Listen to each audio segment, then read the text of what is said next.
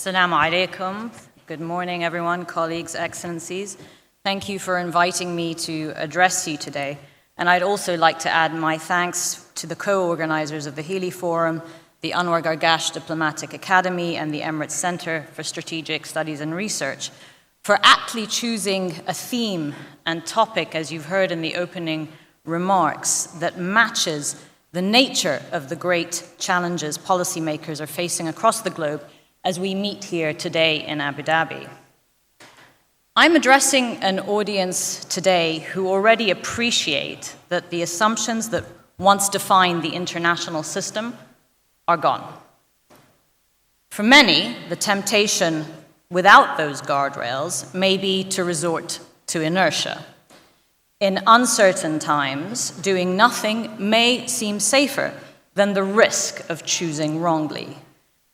Today, I'd like to tell you that that is an illusion. In today's world, standing still does not offer safety. It invites exposure and decisions being made on your behalf.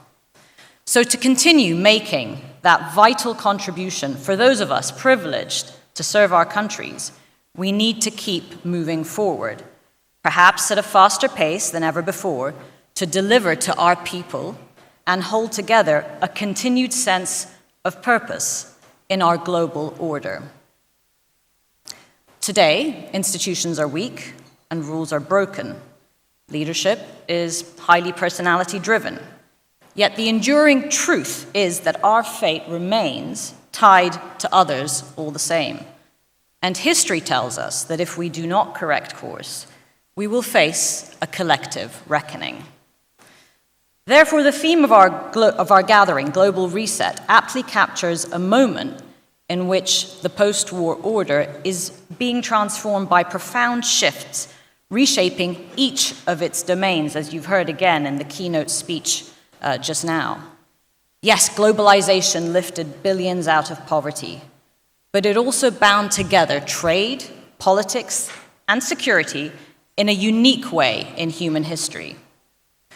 Many of us came of age in a world with the belief that the linking of safety and prosperity of states through deeper and systematic integration would promote a stable and cooperative peace. The binding meant that disruption in one area could swiftly unsettle others, just as progress in one could reinforce the rest. To mitigate the risks and amplify the gains, strong institutions of global governance, underpinned by widely upheld rules, were intended to manage these crises and enable the cooperation. That binding has been ruptured at a rapid pace over the past 2 years. Allow me, therefore, today, overlaying the keynote speech of the economics, to demonstrate to you how the UAE looks at this approach in an unsettled global landscape through the geopolitics. And I think the key themes that were outlined in the opening remarks of optimism and pragmatic courage run through how we look at our foreign policy as well. We do need to learn these lessons from each other, and I hope that the next few days we can continue to share those best practices. So for the leadership of the UAE, the primary measure of the success of our foreign policy is simple: whether or not it delivers for the people of the UAE. Does it protect their security? Does it safeguard their prosperity? Does it enable their aspirations? To answer each of these questions in the affirmative against the backdrop of a regional and a world in flux, we must, above all else, invest in our resilience. For us, this means being able to operate with flexibility amid global fragmentation. We have long rejected the notion that states in our region can be built securely on the basis of a zealous ideology. Instead, we have to identify points of exposure and opportunity, deploy our resources deliberately, and build systems that can withstand shock without requiring absolute certainty. Let me turn to our region, one that we all believe is one of great potential, one of vibrancy, one of hope, to show how these ideas guide our diplomacy through so much volatility. I'll start with one of our fundamental beliefs that is top of mind for many people in this room today. And that is that the future of Palestine continues to be the cornerstone of a peaceful future for the Middle East. 5 years ago, when the UAE signed the Abraham Accords, it was not simply a diplomatic act or a bilateral relationship with the State of Israel. It was a statement of belief that mistrust can give way to coexistence and that the children of the region deserve a future different from our past, one predicated on the full integration of Israel in our region and the creation of an independent state of Palestine. Today, those hopes are being tested. Annexation by Israel of Palestinian land, if pursued, would not only close the door to peace and integration, it would betray the very spirit of the Abraham Accords. For the UAE, this is not a matter of politics alone. It is a matter of principle, and it is a matter of peace for our region. It is also a red line. We always knew that there was an inherent risk that extremists would seek to overturn the vision of the Abraham Accords. That is what happened when Hamas's terror attack on Israel on October 7th and Israel's horrific war in Gaza exploded the risk of radicalization and instability in the region. For all of our sakes, we need to build something better and more durable out of the ashes. We mobilized a humanitarian response. We affirmed in the UAE an uncompromising stance against extremism, be it the nihilism of Hamas or the annexation ambitions in Israel's far right flank. And we worked with regional and international partners to preserve the only horizon that can deliver lasting stability, a negotiated two-state solution. And let me be unequivocal. Only a renewed, robust, and collective pursuit of peace can prevent this war from condemning both Palestinians and Israelis to unending grief. Colleagues, Gaza is not the only fault line in the region. Across the Middle East, instability and opportunity sit side by side. The Gulf is another. Iran's nuclear program has long unsettled our region's security. Unaddressed, it risks a dangerous confrontation, as the strikes on Iranian facilities earlier this summer made painfully clear. That moment should have underscored the urgency of diplomacy. For force may delay a danger, but it cannot resolve it.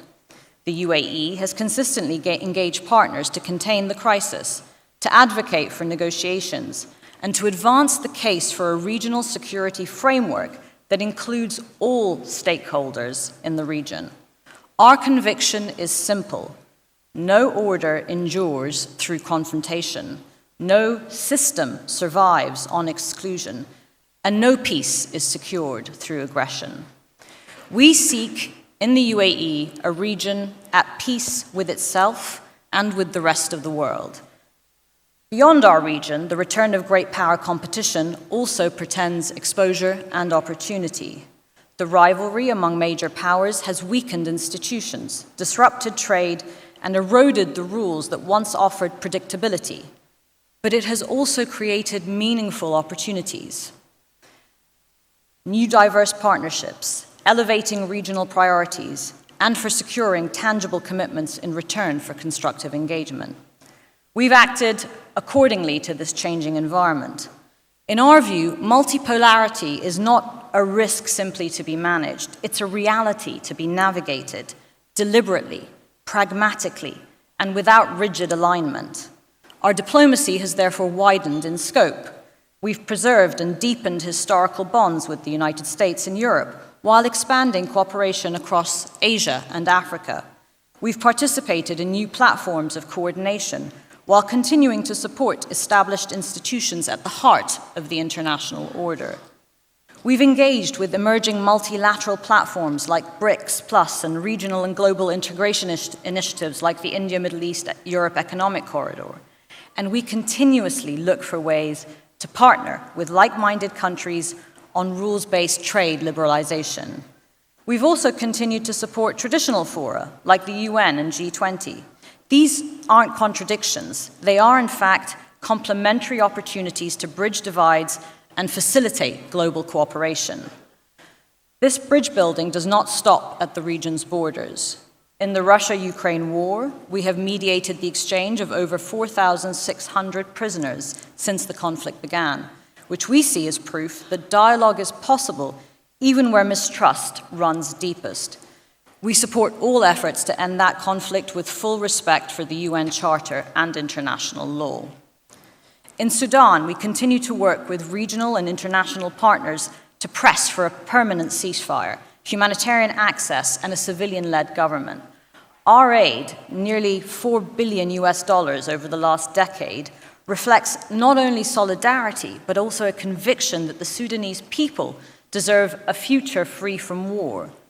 We believe that this devastating civil war must stop and that neither of the warlords have a place in Sudan's future. From Gaza to Khartoum, from Kyiv to Damascus, the UAE's approach in foreign policy is consistent. Act with principle, engage with all, and work tirelessly to turn conflict into coexistence. For us, it's a strategy by design to keep our country secure, to widen the avenues of prosperity, and to give our people confidence in the future. Colleagues, I spoke at the beginning of weak institutions and broken rules and how the UAE reinforces its resilience through its response to crises in Gaza, to instability in the Gulf, and to the turbulence of great power rivalry. Each of these examples has shown how we seek to contain risk, find opportunity, and build systems that can absorb shocks. But there is a wider point. Our approach at the national level carries consequences for the international system. When we safeguard our own security, prosperity, and aspirations, we also contribute to the repair of the global fabric. Take Gaza. The UAE is the largest bilateral donor to the people of Gaza. We've delivered 44% of all humanitarian aid to the Strip and have evacuated almost 3,000 critically ill patients and their companions from that hellscape for treatment in the UAE. Our humanitarian work, insistence on a political horizon, and rejection of extremism of all stripes are acts of national interest, yes, but they reinforce the global commitment to human dignity, to coexistence, and to peace. Consider Iran's nuclear program. By pressing for negotiations, we are not acting just to protect the Gulf from confrontation. We are also helping to sustain the non-proliferation regime. For decades, countries from Lebanon to Yemen, Libya, Syria have been plagued by the insidious influence of non-state actors, often backed by outside powers. In backing better governance and strengthening state structures, we both address urgent humanitarian needs, but buttress also regional stability. Our ultimate goal is the full integration of these countries in a regional pact that delivers benefits to its people, far beyond the meager spoils of proxy conflicts. So in our view, there is a choice before us. For the UAE, it is our belief, and we hope it is one that others share.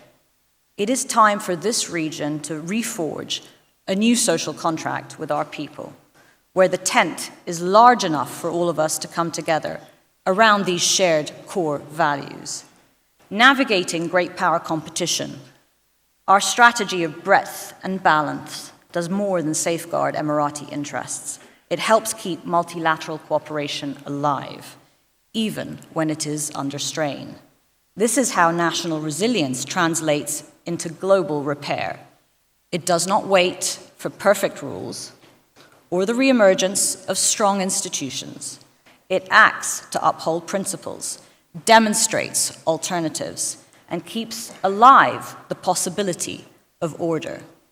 Repairing order requires us to rethink trade, technology, and governance together. That is why the theme of this year's Hili Forum, in fact, speaks directly to this geopolitical challenge. How do we get there? There's no one answer. Trade routes and supply chains are no longer neutral corridors. They are contested spaces, vulnerable to coercion and decisive for security. And as you've heard in earlier speeches, for the UAE, this is tangible. We recognize that great power competition in this space introduces constraints. Our response is to face them directly, safeguarding infrastructure, setting clear parameters for cooperation, and adapting when needed.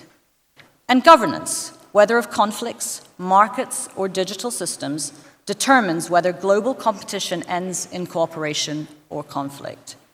The UAE's hosting of COP28 proved governance is decisive. Global challenges cannot be tackled by any state alone.